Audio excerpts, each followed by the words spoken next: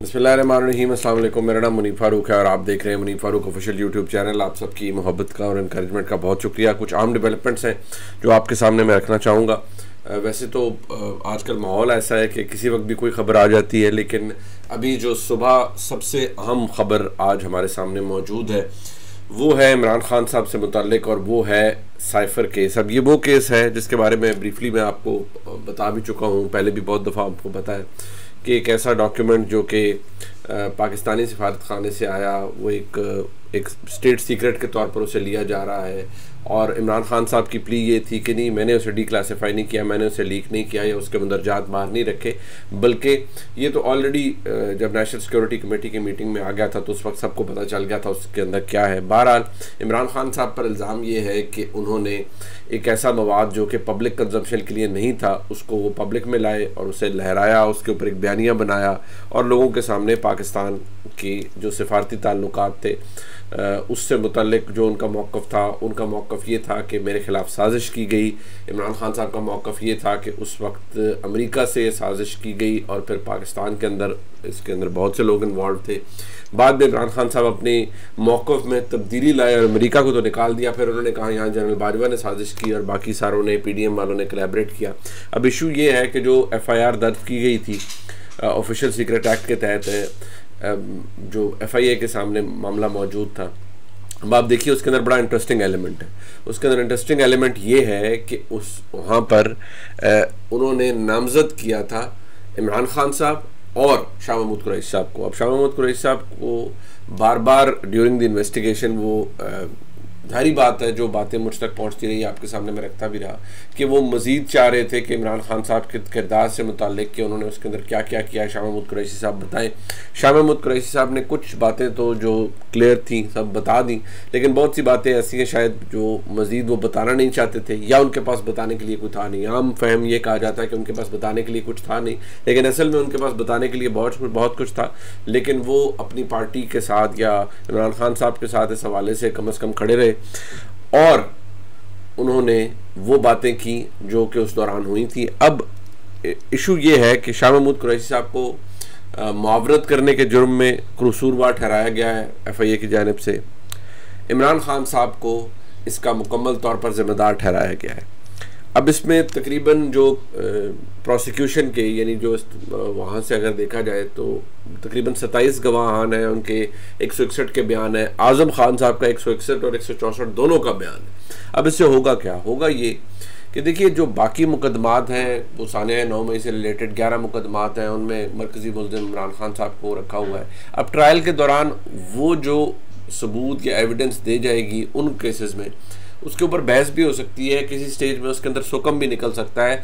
उनकी जो एडमिसिबिलिटी है यानी उनको कबूल करने के लिहाज से उसमें तो शायद झोल भी आ सकता है। इमरान खान साहब के वकला उस पर बहस भी कर सकते हैं कि नहीं ये तो जो एविडेंस पेश की जाती है ये तो रिलायबल ही नहीं है और ये कैसे जोड़ रही है 9 मई के वाक़यात से इमरान खान को। ये एक दलील है जो कि उनके वकला दे सकते हैं, कबूल होती है नहीं होती, लेकिन मैं आपको ये बता रहा हूँ।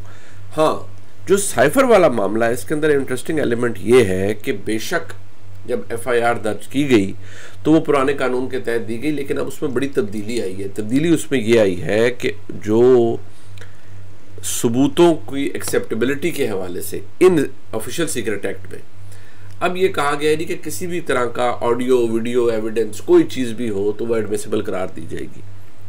कुछ लोगों का ख्याल ये था कि नहीं जी ये तो अब आने वाले केसेस के ऊपर होगा, ये तो कि पहले FIR दर्ज होगी, लेकिन जब मैंने इसके ऊपर ज़रा इंक्वायर किया तो मुझे ये पता चला कि नहीं, अब जो ट्रायल होगा या ट्रायल के अंदर जो मामलात होंगे उसके अंदर ये चीज़ सामने रखी जाएगी कि जी एविडेंस या सबूत जो कि साइफर केस के अंदर पेश किया गया है उसके अंदर तो आपको याद होगा वो ऑडियो लीक भी है और भी बहुत सी चीज़ें हैं, गवाहान की लिस्ट भी है, तो शायद उन चीज़ों को भी मनोअन तस्लीम किया जा सकेगा कि जी इमरान खान साहब की और ऑडियो लीक है इसके अंदर और ये सारे देखें ये तो प्लानिंग कर रहे हैं, उन्होंने कहा लेट्स प्ले विद इट।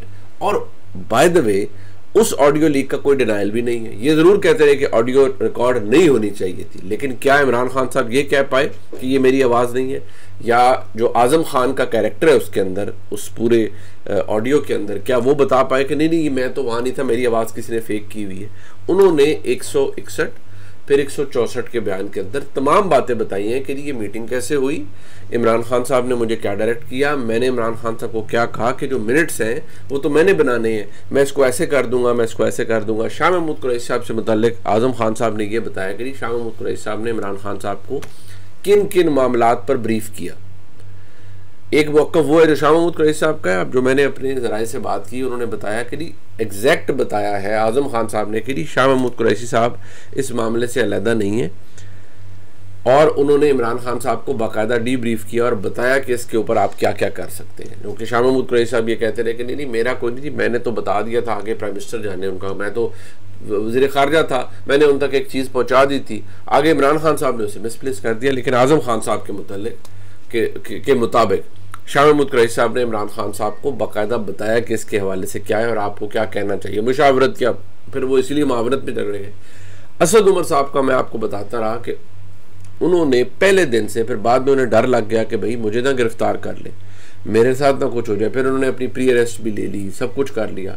लेकिन जो मामला बाहर निकला वो यही निकला कि असद उमर साहब ने कहा कि पहले भी कहते रहे, बाद में भी, एंड तक यही कहते रहे कि नहीं मेरा कोई लेना देना नहीं, मैं तो बदकिस्मती से वहाँ बैठा हुआ था जब ये बात आई, मैंने तो कुछ नहीं कहा, मैंने तो कुछ नहीं कहा। इसलिए असद उमर साहब को यहाँ से तकरीबन फारग कर दिया गया है।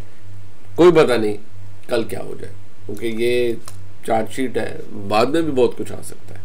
लिहाजा ये तो बात क्लियर हो गई है कि इस मामले के अंदर इमरान खान साहब के खिलाफ सबूत वो हैं जो अब किसी भी नौइयत का होगा तो एक्सेप्टेबल हो सकेगा, और जो गवाहान पेश किए गए हैं वो फिर अपनी अपनी बात करेंगे। ये एक ऐसा मामला है जिसकी नौइयत बहुत फ़र्क है।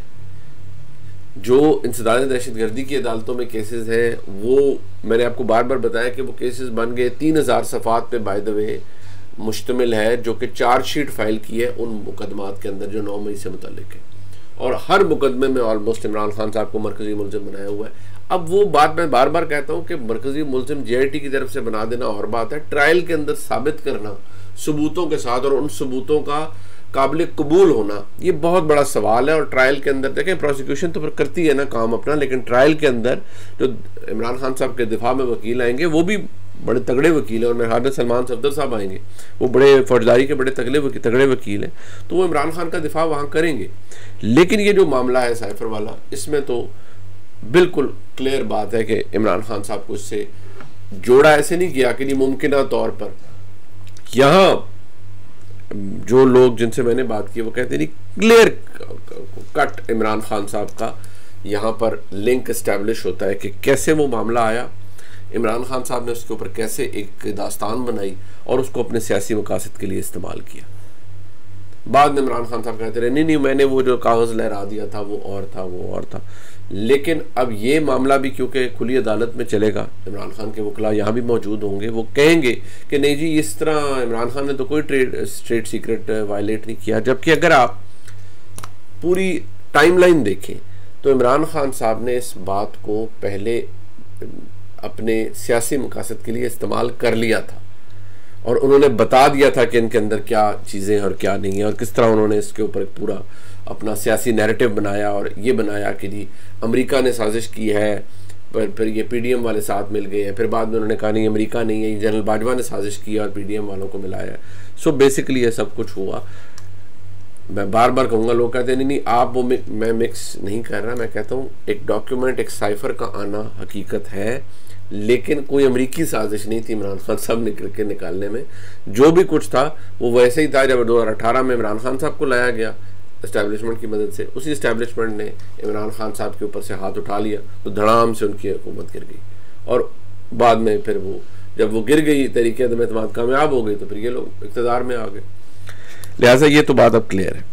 अब मैं आपको सिर्फ ये बताता हूँ कि जहाँ ये सब कुछ हुआ है वहाँ PMLN की जो जितनी मीटिंग वहाँ पर हुई लंदन के अंदर, मियाँ शहबाज शरीफ साहब प्रिवेल करने में, कन्विंस करने में बताया जा रहा है कि वो कामयाब हो गए हैं, और उन्होंने हाथ भी जोड़े, शायद कहीं पाँव भी पड़े होंगे, कि मियाँ साहब को भी ये कहा, सबको ये कहा कि भाई बड़ी मुश्किलों से हालात ठीक हुए हैं, आप इस्टेब्लिशमेंट को एंटेगनाइज ना करें, और ये काम छोड़ दें हम। इसीलिए कल इसहाक डार साहब कल जब मीडिया से उन्होंने गुफ्तगू की तो उन्होंने कहा कि हमने जनरल बाजवा साहब और फैज़ हमीद साहब का मामला अल्लाह पर छोड़ दिया। देखिए, अगर बहुत से लोग मुझसे इत्तेफाक नहीं करेंगे, लेकिन मैं बहसीत एक पाकिस्तानी, मैंने तो इक़्तिदार में नहीं आना भाई, ना मैंने इलेक्शन लड़ना है, ना मैंने कुछ और करना है। मैं तो जो मुल्क के हालात है देखता हूँ, जो महंगाई है उसको देखता हूँ, जो मुआशी बदइंतज़ामी है उसको देखता हूँ।